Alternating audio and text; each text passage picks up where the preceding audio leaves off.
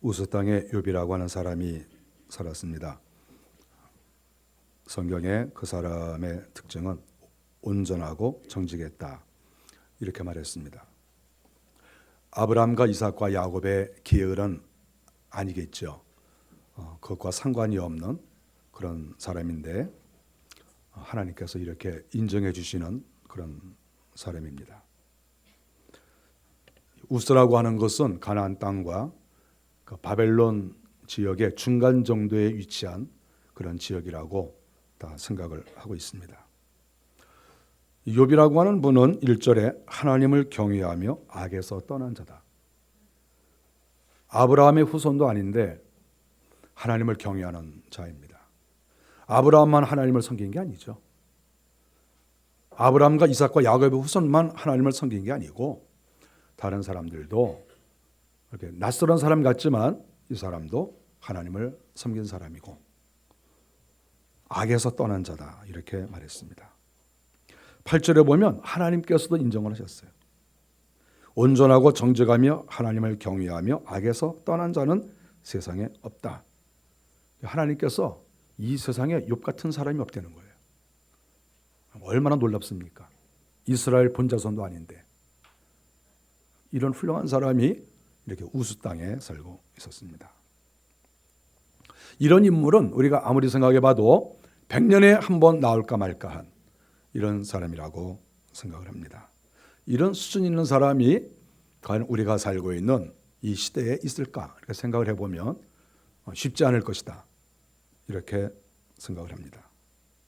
하나님께서 이 욥에게 은혜를 많이 주셔서 자녀가 아들 7, 딸 3 이렇게 주셨습니다. 또 부유했습니다. 성경에 보니까 양이 7,000마리, 낙타 3,000마리, 소가 500결이, 암낙이 500마리. 소가 500결이라고 하는 것은 밭을 갈 때 소가 보통 한 마리도 갈지만 2마리씩 또 갑니다. 여기에서 소가 이렇게 많이 나온 것은 여기서 소가 몇 마리 이렇게 나오지 않고 몇 결이 이렇게 말한 것은 이 결이라는 말이 나올 때에는 밭 갈 때 하는 용어예요. 이 용어가. 그러니까 이 말은 500마리 정도가 밭을 갈 정도로 땅이 어마어마하다는 거죠. 그러니까 우리가 이거를 그냥 넘어가면 안 돼요. 이거는 엄청난 땅을 가지고 있다는 것입니다. 또 이렇게 수많은 이런 가축들이 있는데 이 가축들이 남의 집에 남의 땅에서 살겠어요? 다 자기 땅에서 다 키워야 될 거 아니겠어요? 그러니까 이 욥이라고 하는 분은 단순하게 가축이 많은 것이 아니라 이 내용을 보면 정말 상상하지도 못하는 넓은 땅을 가지고 있는 분이다 이렇게 말할 수가 있습니다. 지금으로 말하면 손꼽히는 재벌이라고 말할 수가 있겠죠.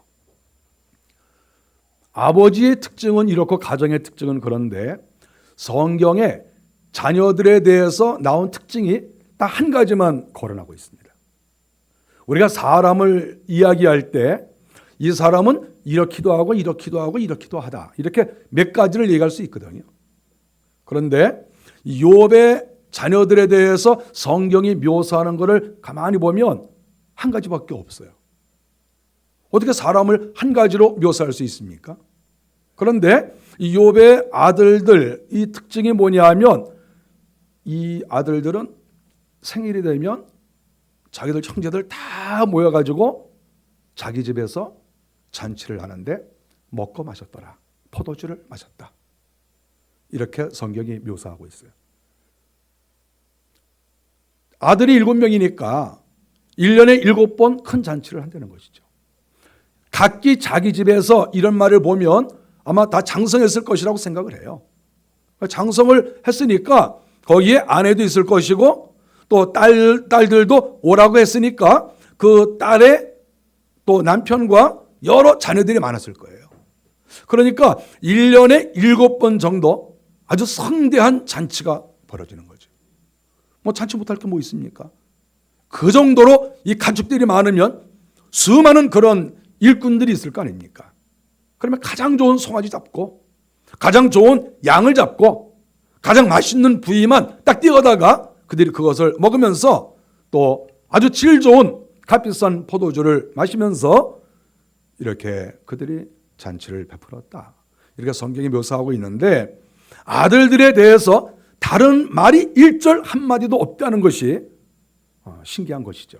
하나님이 무슨 말씀을 하시려는지 우리가 짐작을 하는 거예요.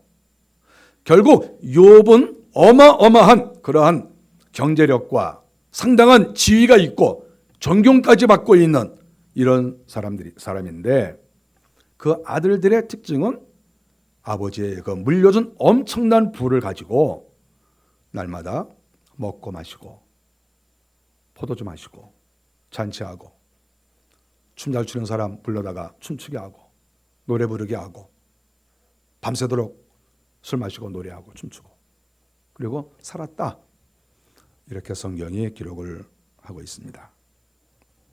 뭐 살만하겠죠. 아버지가 갖고 있는 그 엄청난 물질을 다 자기가 먹고 마시고, 아무리 먹고 마셔도 없어질 수 없는, 양과 소가 이렇게 많으면 또 새끼를 계속 낳을 거 아니에요. 아무리 잡아먹어도 또 계속 하루에 몇십 마리씩 뭐 양, 소 뭐 이렇게 새끼 나니까 뭐 잡아먹어도 표도 안 나겠죠. 그런 집에서 살았습니다. 아버지는 자녀들이 잔치를 하는 것을 막지는 않았습니다. 근데 아버지가 한 일이 딱 하나 있어요. 성경에 딱 하나가 이렇게 있습니다. 아버지가 한 집에서 모여서 잔치를 이렇게 했습니다. 밤새도록 먹고 노는 거죠. 성경에 보면 아침에 일어나서, 이렇게 성경에 보면 아버지가 밤새도록 노는 것을 보고 기다리고 있는 거예요. 욥이 아침까지 기다리고 있다가 밤새도록 놀고 취하고 마시고 소리 지르고 춤추고 뭐 별걸 다 하다가 이제 아침이 되잖아요. 아침이 되면 아버지가 자녀들을 다 불러 모으는 거죠. 다 모여라. 큰아들부터 아이씨 그러면서 오는 거죠. 아버지가 오래니까. 만일에 아버지에게 쫓겨나면 자기는 빈손 아닙니까? 그래 할 수 없이 말 듣는 거예요. 그래서 7명의 아들이 또 딸들이 다 이렇게 모이는 거예요. 다 모여라. 그러니까 다 모이는 거예요. 그러니까 모이면 아버지가 양 한 마리 갖다 놓고 큰아들 이리 와. 큰아들 오면 양 머리에다가 손 얹어.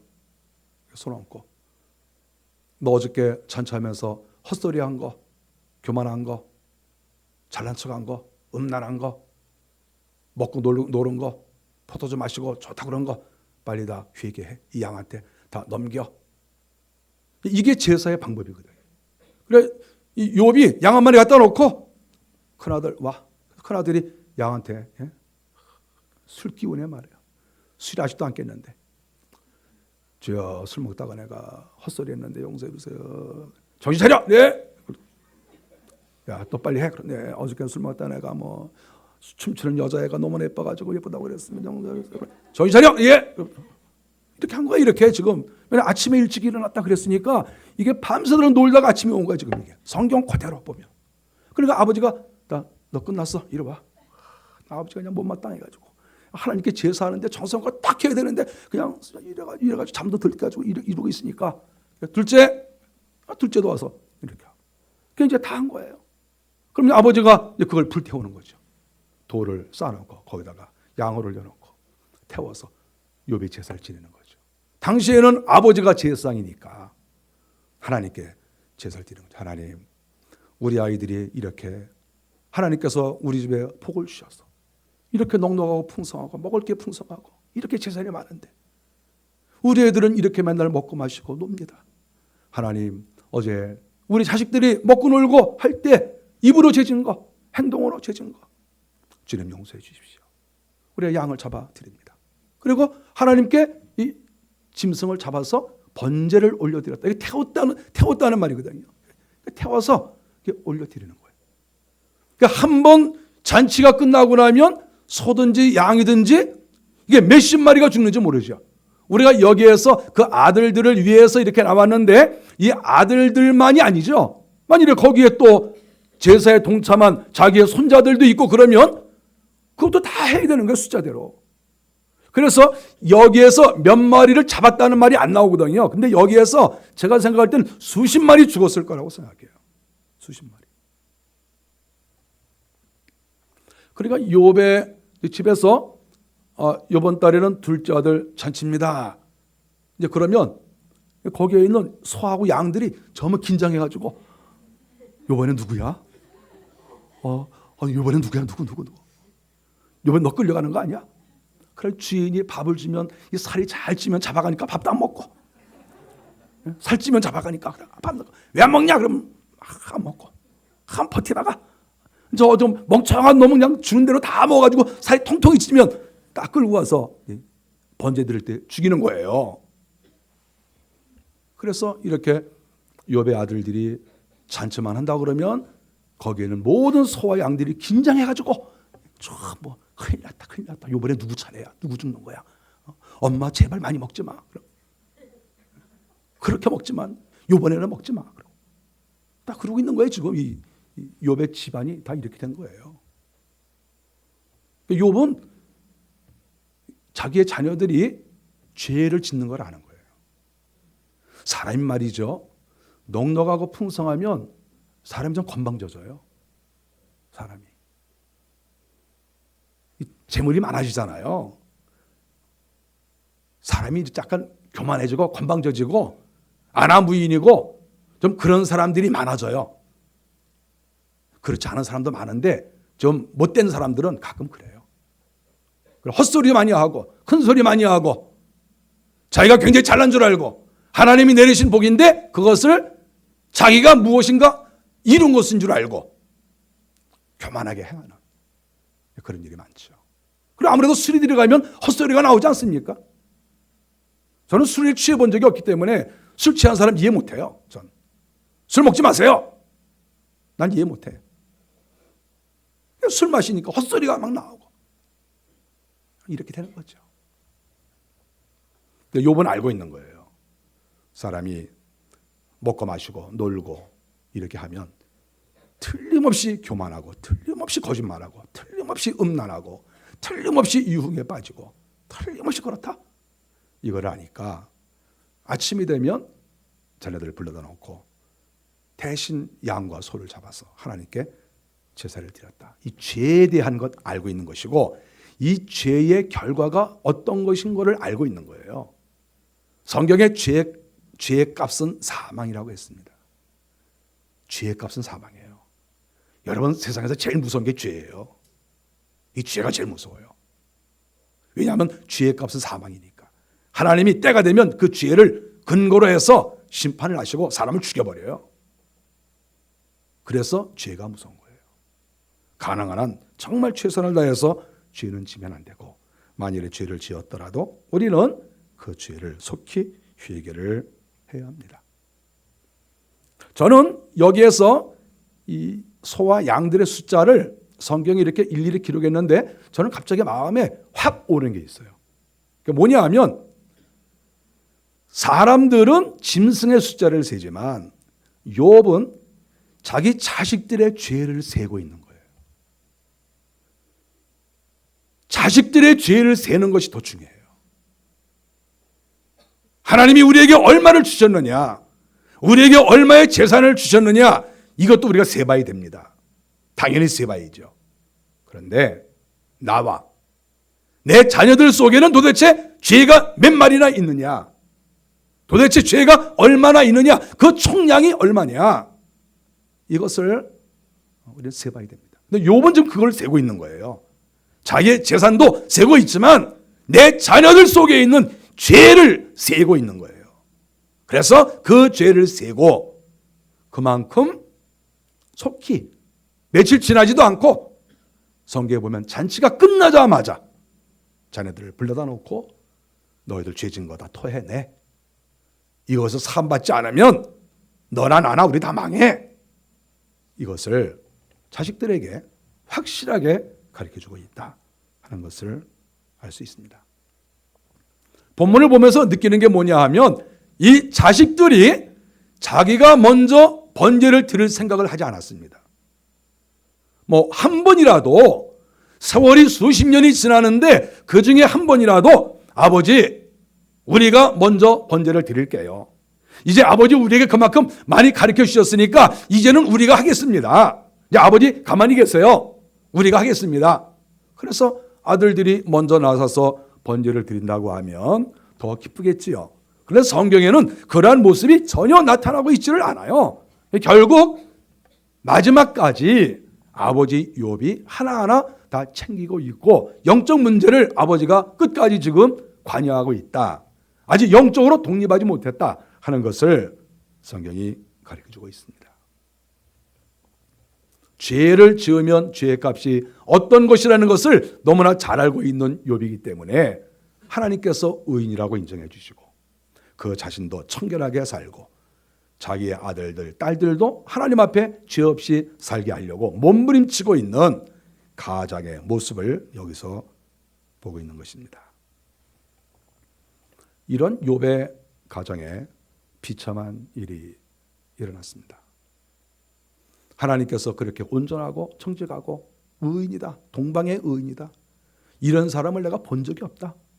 하나님이 그렇게 칭찬하시고 인정하시는 그 집안, 정말 재산도 더 이상 줄 수가 없을 정도로 그렇게 하나님께서 땅과 또 이런 모든 물질을 주셨는데 그런 집안에 최악의 시나리오가 생긴 거예요.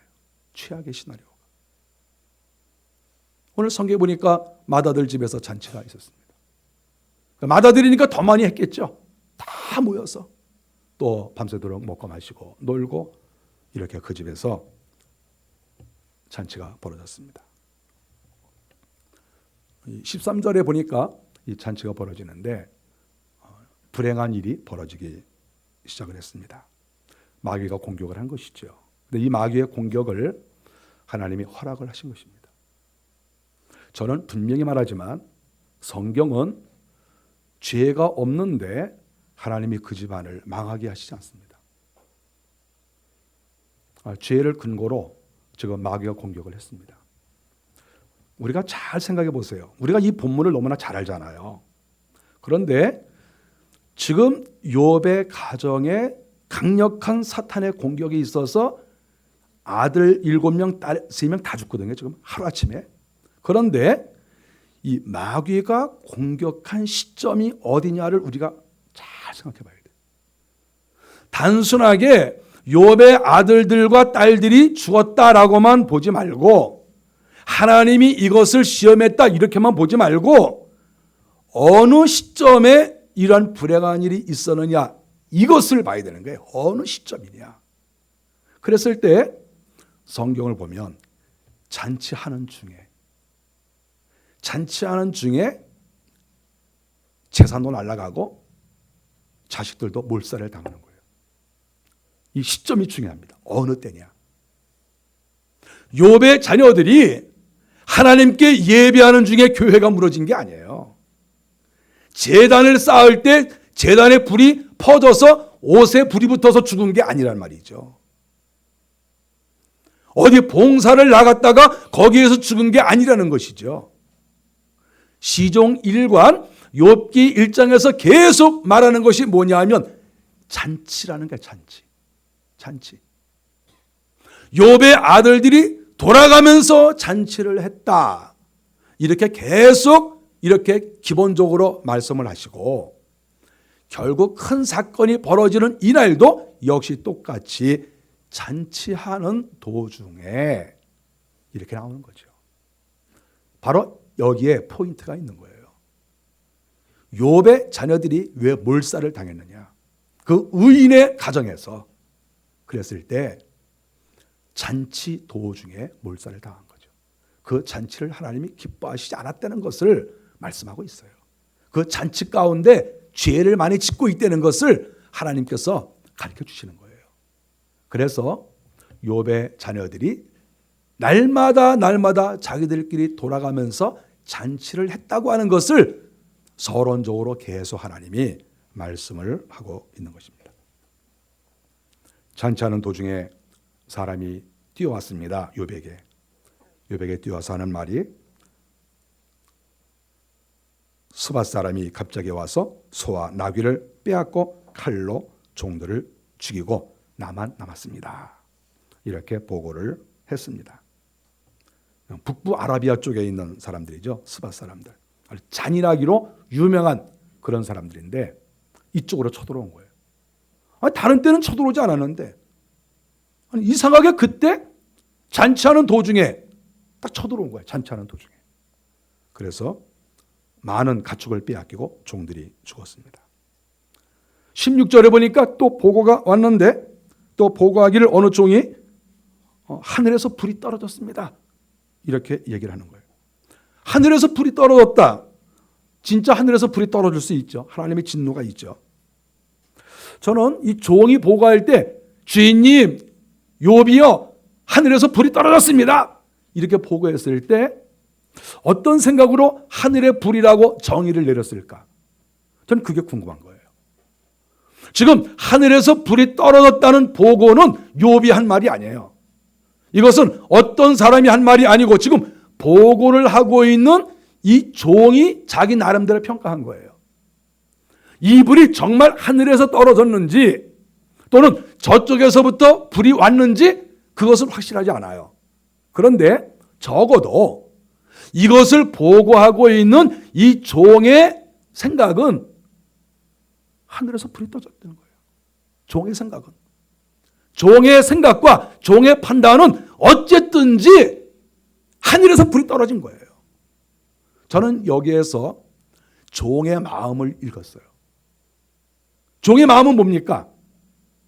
우리 주인 아들이 매일같이 먹고 마시고 놀고, 아이고 저 더러운 놈들 맨날 먹고 마시고 놀고, 맨날 우리 불러다 놓고 소 잡아라 양 잡아라, 음식이 맛이 왜 이러냐, 포도주 제일 좋은 거 가지고 와라, 매일 우리 못 살게 구는데 이렇게 저 잔치하는 도중에 이렇게 사고가 생겼으니까 이 종들의 마음에는 오히려 하나님께서 진노하신 것이다. 하늘에서 불 떨어진 거야. 이렇게 스스로 자기가 판단했을 것이다.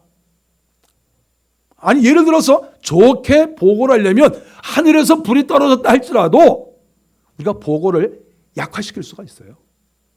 주인님, 불이 좀 났습니다. 그런데 사람이 좀 죽었어요. 어떡하지요?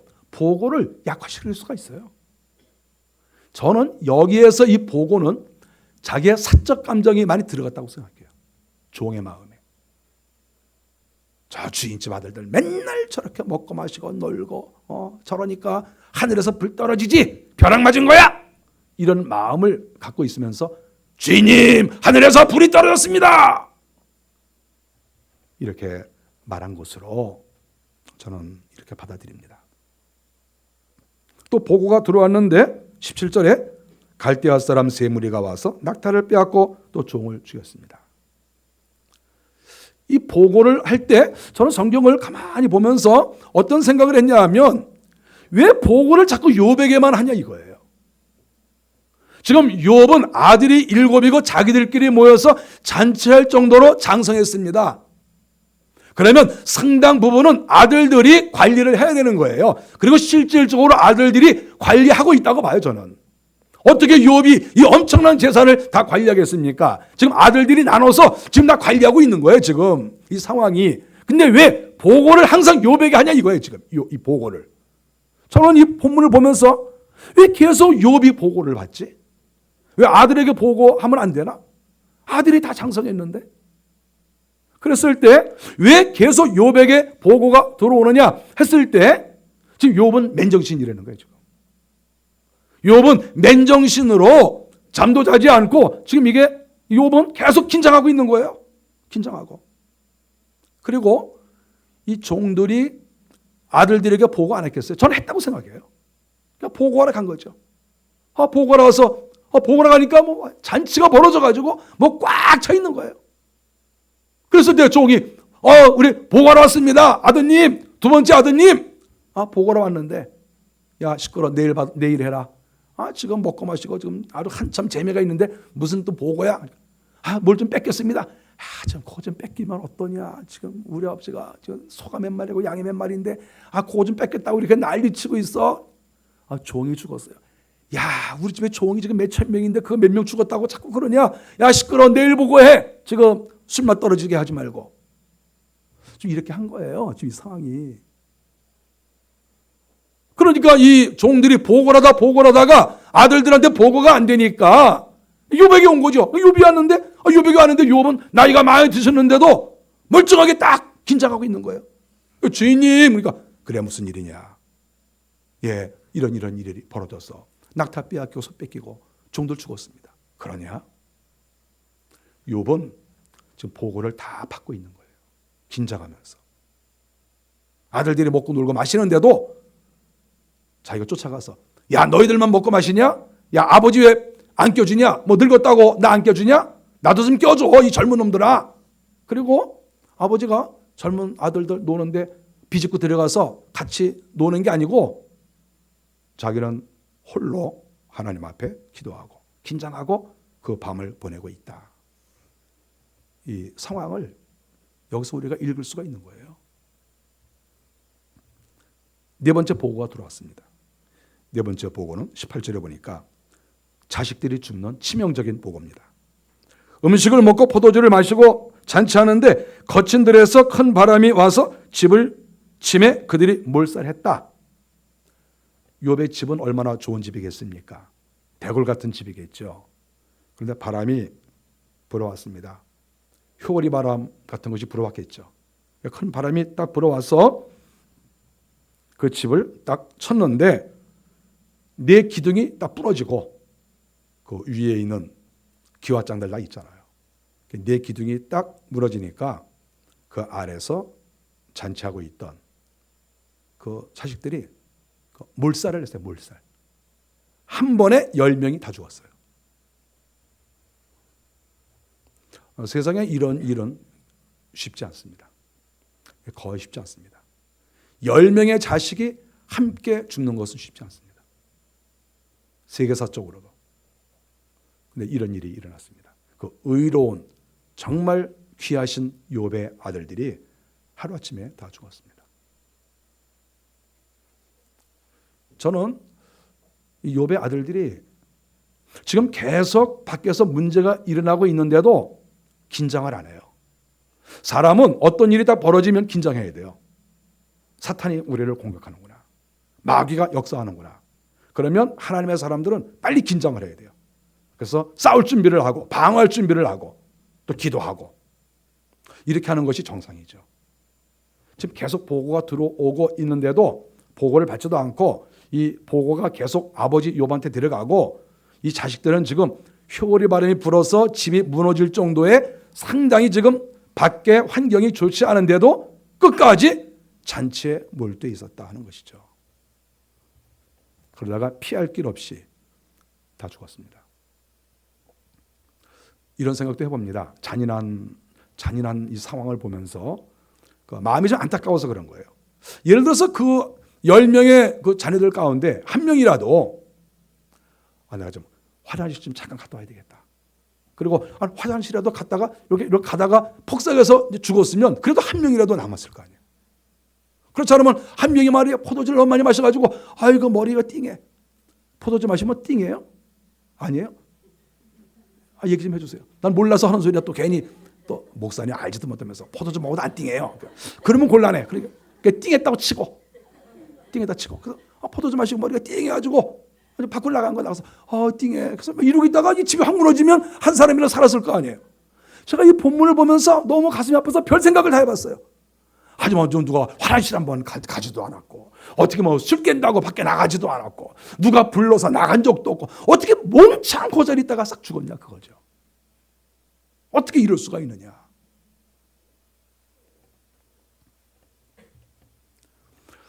아버지가 하는 행동을 보면 우리가 이 사건의 그 내용을 짐작할 수 있습니다. 이 아버지 욥이 자식들 다 죽었다는 말을 딱 듣고 나서 아버지가 취한 행동이 너무 놀라워요. 이런 보고를 들으면 아버지가 현장으로 달려가야 돼요 원래. 그러면 내 아들 죽었다고 그러면서 옷도 막 집어던지고 그냥 맨발로 그냥 막 쫓아가야 되는 거예요. 여러분 안 그렇습니까? 내 아들 죽었다는데 그것도 다 죽었다는데 그냥 막 쫓아가가지고 그 자리에 가서 울면서 빨리 이거 치워라 막 그리고 난리치고 막 이래야 이게 정상이거든요 이게. 여러분 그러면 안 그럴 거예요? 목사님 우리 아들 죽었어요. 그럴 거예요? 예? 우리 딸 죽었다네요. 그럴 거예요? 지금 난리를 쳐야 되는 것은 너희들 뭐 했느냐 막 그러면서 지금 이래야 되는 거 아닙니까 지금 이게. 그런데 욥이 전혀 그런 행동을 안 보이는 거예요, 지금. 그리고 어떻게 합니까? 성경에 보니까 욥이 겉옷을 찢고 머리털을 밀고 하나님께 예배하고 찬송했다. 21절 돌았어요. 자식들 다 죽었다니까 돌아간 거야. 겉옷을 찢고, 이거는 회개의 내용이 아닙니까? 욥이 입고 있는 옷은 좋은 옷이었겠죠. 그 옷을 찢었습니다. 머리털을 밀고, 지금 아들들의 시체에 달려갈 생각을 하지 않고 머리털을 미는 거예요. 옆에 있는 종에게 내 머리를 밀어라. 그 머리를 밀고 하나님께 예배하고 찬송했다. 이거 남들이 보면 미친 거예요. 아, 자식이 한꺼번에 죽으면 이렇게 미치는구나, 이렇게 생각하겠죠, 다른 사람들은. 지금 근데 이게 신앙적 태도인 거예요. 욥의 행동을 보면 욥이 짐작 가는 게 있는 거예요. 짐작 가는 게 뭐겠습니까? 내 자식들 맨날 먹고 마시고 놀고 잔치하고 맨날 그래서 내가 그게 너무나 두려워가지고 우리 자식들 잔치 끝나고 나면 내가 아침 일찍 일어나서 하나님이 진노하실까 봐, 12시 넘어서 만일에 번제를 드렸다가 오전에 하나님이 치실까 봐 걱정이 돼가지고 이 타이밍도 잘 봐야 돼요. 2시, 3시에 드리면 어때요? 그때 많이 드리면 그 오전에 하나님이 진노하셔서 죽여버리면 어떻게? 그러니까 아침 일찍부터 하는 거예요. 아침 일찍부터 번제를. 그동안에 몇십 년 동안 그렇게 한 거예요. 그래서 하나님께 늘 번제를 드리면서 우리 자식들 죄를 용서해 주세요, 계속 이렇게 했는데 드디어 자식들이 욥이 우려한 바대로 한 번에 다 죽어버렸습니다. 욥이 짐작을 한 거죠. 그래, 내 자식들 하나님 섬기지도 않고 맨날 저렇게 먹고 마시고 놀고 내 재산 가지고 하나님께서 주신 것인데 감사하지도 않고 귀한 일을 하지도 않고 맨날 저짓하고 저러니 내가 그럴 줄 알았다. 내가 그동안에는 정말 내가 지키려고 애쓰고 노력하고 내가 정말 긴장하고 내가 이러고 살았는데 드디어 때가 됐구나. 저는 욥의 마음이 그랬을 것이라고 생각합니다. 왜 그 시신에 달려가지 않았을까? 왜 하나님께 원망하지 않았을까? 원래는 원망해야 되거든요. 하나님 이럴 수가 있습니까? 내 장성한 아들, 딸 어떻게 한 번에 10명을 다 죽입니까? 하나님 이럴 수 있습니까? 내가 하나님을 아무리 믿지만 하나님 이럴 수 있습니까? 원망이 나와야 되거든요. 그리고 종들을 불러다 놓고 너희들 뭐 하는 거냐? 진작 좀 잘 막지. 주인집 아들을 이렇게 종들을 책망하거나 이렇게 했어야 되거든요. 남 탓을 했어야 되거든요. 환경 탓도 하지 않고 원수들 탓도 하지 않고 종들에게 야단치지도 않고 다른 행동이 일절 없어요. 일절 없어요. 누구 탓을 하지 않았어요. 뭐 바람 탓도 할 수 있는 거 아닙니까? 그리고 그 칼을 들고 쫓아온 도둑놈들 탓할 수 있는 거 아닙니까? 그 못된 더러운 놈들 그렇게 욕도 할 수 있는 거잖아요. 일절 어떠한 외부에 대해서 말하지 않았다는 거예요. 외부에 대해서. 그리고 오직 하나님께 회개하는 자세로 머리를 밀고 옷을 찢고 하나님께 나가서 회개했다. 그것은 바로 욥이 자기 자식들의 죄를 이미 알고 있었고 자식들이 언젠가는 저렇게 하나님께 매를 맞을 수도 있다. 하나님의 징계를 받을 수도 있다는 것을 짐작했다고 저는 분명히 믿습니다. 저는 욥기 1장의 내용을 단순하게 사탄이 시험을 했다 이렇게 보는 거에 대해서 전 동의하지 않습니다. 욥의 자식들의 죽음은 자기들의 죄값입니다. 아무리 살펴봐도 하나님의 시험이 아닙니다.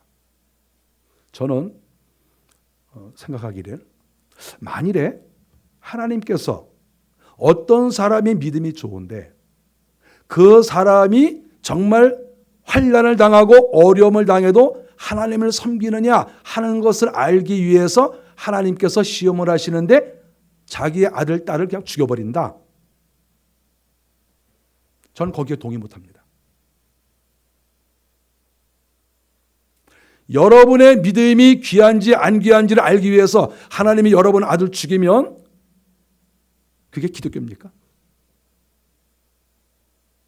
저는 거기에 동의 못해요. 아니, 여러분 믿음이 귀한지 안 귀한지 알기 위해서 여러분 아들을 죽였어요. 그 아들을 죽였는데 하나님 보는 거예요. 이제 아들 죽였으니까 어떻게 나오나? 그래도 나를 잘 믿나 안 믿나? 잘 믿으면 아들 죽여도 잘 믿네? 그럼 됐어. 지금 아들 죽는 게 그렇게 넘어갈 일입니까 지금? 예? 그렇게 넘어갈 일입니까? 너 믿음 좋으네? 그냥 넘어가는 거예요 그냥? 믿음 한번 보려고 사람 막 죽여요 하나님이? 예? 10명씩? 아니 하나님이 욥 시험한다고 자식 10명 한꺼번에 죽였어요? 뭐 하나님이 시험했다고요? 무슨 시험을 해요? 하나님은 시험하지 않는다고 그랬는데. 그리고 시험한다고 사람을 막 죽여요? 여러분 자식 하나님께서 죽이시면서 한번 믿음 있나 보신다고 그러면 여러분 그거 괜찮겠어요? 동의하겠습니까? 예? 그렇게 봉사를 잘하는데 네가 그래도 네 자식 죽여도 네가 나 잘 믿나 보자. 그리고 그냥 다 죽여버렸어.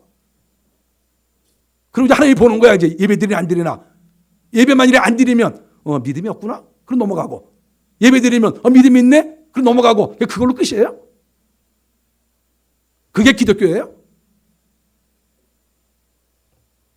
성경이 어디 그렇게 한다고 했습니까?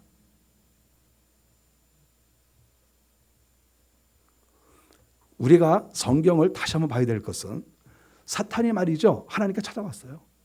찾아와가지고 내가 욥이 믿음이 있다고 그러는데 제가 한번 시험 한번 해보겠습니다. 원래는 사탄이 하나님께 올 수도 없죠. 그리고 서로 한다 할지라도 하나님께서 무슨 소리냐? 내가 욥과 욥의 가정은 생명싸개 속에 내가 보존한다. 이렇게 말씀하셔야 정상인 거예요. 사탄이 하나님께 왔다. 이게 벌써 다른 거예요, 이게. 누구를 시험하기 위해서 허락받으러 왔다. 이건 뭡니까? 죄가 없는데 허락받으러 못 와요. 죄가 있어야 허락받으러 옵니다. 이게 성경의 원리예요, 여러분. 무조건 시험했다고 그러지 마세요. 큰일 납니다.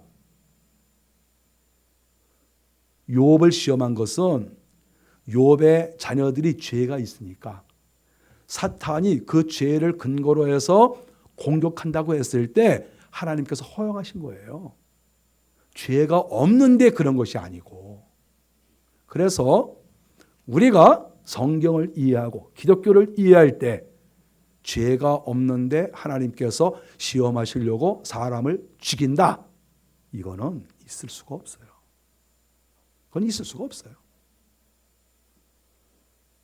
여러분 가정에 하나님께서 믿음 좋으나 보신다고 김천원 집사님 믿음 좋으나 한번 보려고 아들 죽여도 괜찮아요? 여기 이거 하나씩 얘기해 보세요. 하나님 한번 믿음 좋은가 본다고. 하나님 저 믿음 좋아요. 근데 내가 네 아들 죽일 테니까 한번 저 예배 한번 잘 드려볼래? 그래요. 그거 딱 죽였어. 그게 기독교예요? 기독교 그렇지 않습니다. 성경이 그렇게 말하지 않습니다. 결국 이 욥기 1장에서 우리에게 보여주는 내용이 뭐냐면 욥의 아들들이 죄를 졌다는 거예요. 그래서 욥이 짐작을 하고 있었어요. 그러다가 하나님이 징계를 내리셨어요. 사탄이 하나님의 허락을 막고 공격했어요. 그래서 결국 죽었습니다. 그래서 욥은 불평하지 않았습니다. 왜? 죄 때문에 죽었으니까. 저와 여러분들이 죄에서 떠나면 하나님의 은혜를 주시는데 죄를 해결하지 않으면 때가 되면 쌓이고 쌓이면 언젠가 하나님께서 징계를 내리실 날이 온다. 그것을 우리가 명심하셔야 됩니다. 저와 여러분들이 하나님은 죄 없는 자를 심판하시거나 죄 없는 자를 죽이지 않으신다. 죄가 있을 때에는 속히 회개하셔서 하나님의 은혜의 자리에 계속 나가는 우리들이 되시기를 바랍니다. 기도하겠습니다.